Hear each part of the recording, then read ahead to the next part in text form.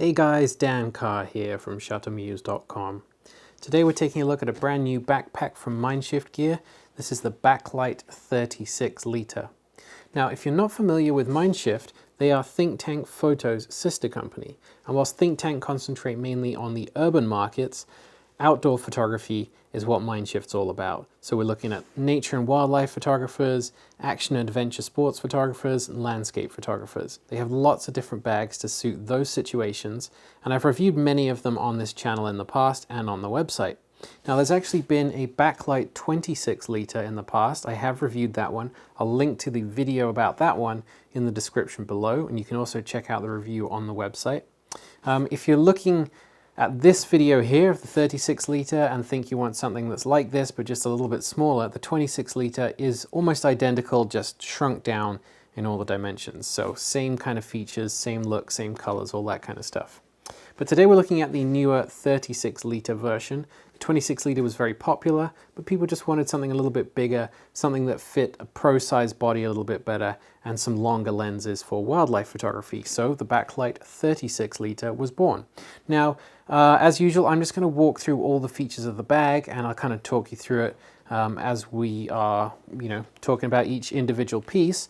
I'm going to start on the front here.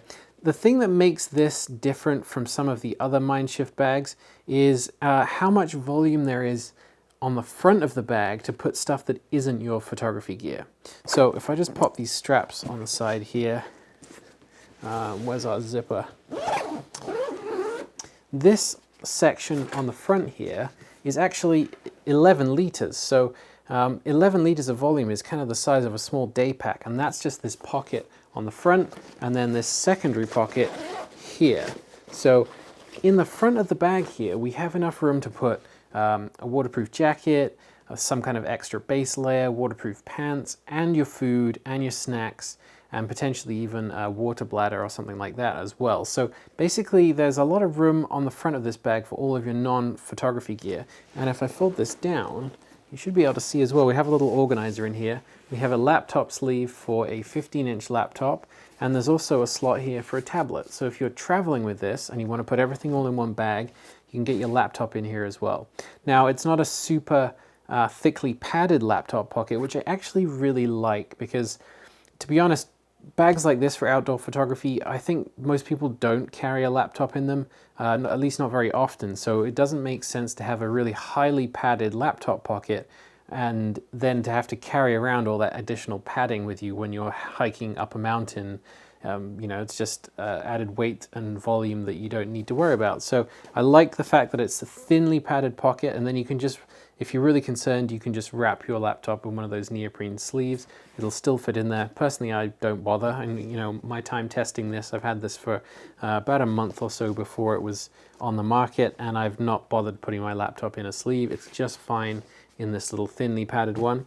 But this front section of the bag, I have to say, is my favorite feature of the whole bag because it just makes it so easy to compartmentalize your photo gear and then everything else. And the volume of this is just huge, and the way that it falls open really nicely with these big zippers, it makes it so easy to rummage around inside as well, because you could have a really big pocket, but if the zippers came up too high, stuff would get lost at the bottom. You'd be really trying to dig stuff up to see where you've put things.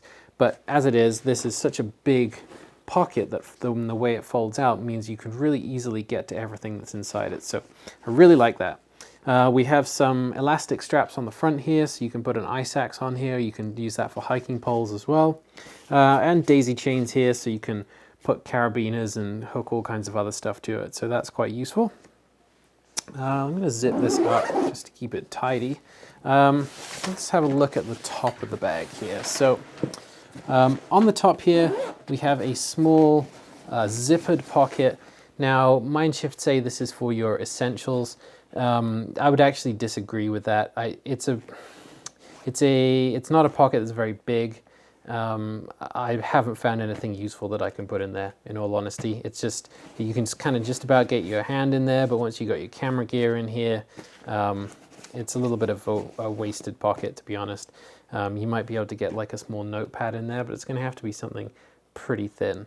It would be a good place to store a memory card wallet, but there isn't one of those little loops for clipping the memory card wallet to, unfortunately. So yeah, I probably am not going to use that pocket, but it's there if you have something skinny that you want to put in it. Now, underneath this little flap at the top is your first tripod strap. So with a tripod on this bag, you've got two options. You can strap it to the front, or you can strap it to the side. Actually, either side, so kind of three options. I really like that the straps for the tripods are permanently secured to the bag. You don't have to remember to bring them with you. So they're tucked away in this little flap up here. Bring it out when you need it, and then at the bottom here,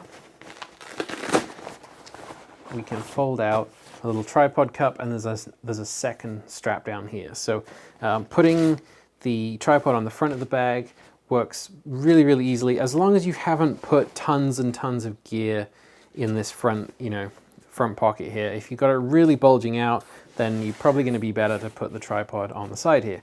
And with these big, deep, elasticated pockets, these are big enough to hold a 32 ounce Nalgene bottle, so they're pretty big in volume, but you can get big tripod legs in here, and obviously you've got some side straps somewhere. Here we go. Side straps to hold that in there as well, and then a compression strap at the bottom to really tighten things up. So tripod options either side. I'm a really big fan of putting the tripod on the side. I have a pretty heavy tripod a lot of the time, and it's nice to keep that weight closer to your back. This bag, when you put a lot of stuff in the front, it can get quite deep, and if you hang the tripod way out here, then you tend to get pulled backwards while you're walking. So make your own choice depending on how heavy your tripod is and how much you've stuffed in the bag. So what else have we got on here? Let's turn around and look at the back panel. We got some decently padded shoulder straps, nice channeling in here to try and regulate the temperature on your back. Big, thick lumbar support, really nice actually. It's like an inch thick here, so really comfortable. Nice thick waist belts here. Rails on the side here so you can add on some of their accessories. There's a lens changing bag and filter pouches that work. But any kind of bag that fits over a belt will be able to go on here as well. So one of those on each side. So if you need fast access to something just around your waist, then that works really nicely. What else have we got? I think it's time to look inside. What I've done, a lot of my camera gear right now is actually packed up for a trip. I have to head to the airport really, really soon. So I don't have everything in here. But what I've done is put one of my big lenses in here, the Canon 200-400, just to give you some sense of scale. This is a big lens. This is equivalent size to a 500 f4 as well. So you can see that you can have something like a 500 f4 with a body attached to it in the bag, and you can have a 600 f4 in here. If you detach the body, you might be able to squeeze it in with the body on. Not too sure about that. But certainly a 600 will fit. Pro bodies fit, and you can get a couple of them down the sides here or one back here. So it's a big bag. And there's also, when you take this out, if you were to arrange this second divider, so this is split into three, you can get channels of 3 lenses. So you can get 3 wide, which is nice. The 26 liter one, you cannot do that. It's not wide enough to do that. So if you want to have 3 lenses across the bag like that, the 36 is what you're going to need. We also have mesh pockets in the back panel here. Again, these are kind of like the top pocket. They're really, really skinny. It's going to be hard to find anything that you can put in there. I mean, I know it says batteries, but even the batteries, smaller batteries, are a pretty tight fit in these pockets. You're going to find this is useful for like a notepad and a few bits of paper, but not much else. They also include this elastic strap, which... The theory behind this is that when you want to get something out of your bag and it's on your back, you leave the waist belt done up, you rotate the bag around to your front, and then you can just kind of flop this open and get to your stuff while the bag is still kind of around your waist, and then this hooks over your neck to stop it moving. No, you're not going to use this, I don't think. It was plausibly usable on the smaller 26 liter. But this is a big bag. You can't realistically hold this around your waist. unless you really haven't put much in it. So I don't really think that this is a feature that I would ever bother using. It seems a bit gimmicky, I'm afraid. What else have we got? Lots of dividers. You know, Think Tank and MindShift do a great job of just giving you a ton of dividers, so it's really easy to configure everything for how you need it. The inside section is not removable. I know some outdoor photography bags of this volume have a removable insert. This is not. You can easily configure a section at the top, though, if you wanted to just compartmentalize even more and say take, you know, clothing for an overnight trip in the top half and camera gear in the bottom. There are plenty of dividers to make that happen if you wanted that separation. What else do we have to talk about? Price. Price on this, $289. So pretty good price, really, actually, considering all the features, considering the size of it. I think that it's a bit cheaper than some of their other packs that are of a similar volume. So we also have in their lineup the First Light series. This is the BackLight. First Light series, I have one here. This is the 40 liter. So, you know, 36 liters, 40 liters, similar. There is a 30 liter First Light as well. These are a little bit more expensive. I think this one comes in at $330. So a little bit bigger, and as you can see, this is a front panel opening bag. So First Light is front panel, BackLight bags are back panel opening. So you definitely might be trying to choose between one or the other. Getting into a front panel opening bag like this and getting lots of big gear out is much easier because you're able to have a larger opening than you are with a back panel one, and obviously straps don't get in the way as well. So that is an advantage of a front panel opening bag. But the biggest downside is that in an outdoor photography situation, when you lie the bag down to open it up and get all your gear out, you're putting the back panel and the straps down in the mud, the dirt, sand, something wet, and then you got to put that back on your bag again. So you know, this has definitely its purposes, and I really like it when I'm working out of a bag and I need to get some big items out of here. I actually use this for my underwater housing kit in here because they're larger items.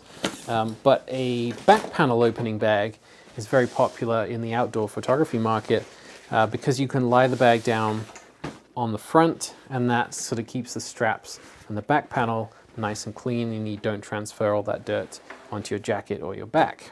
Oh, one other thing, rain cover. So this comes with a rain cover. The materials themselves are DWR coated nylon, so they are not waterproof, but they're heavily water resistant anyway.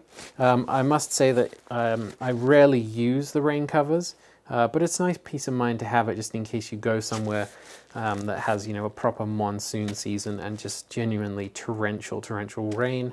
If you're just going to get rained on for a short while, then, you know, I think it's going to be fine without it, but it comes with one. So there you go.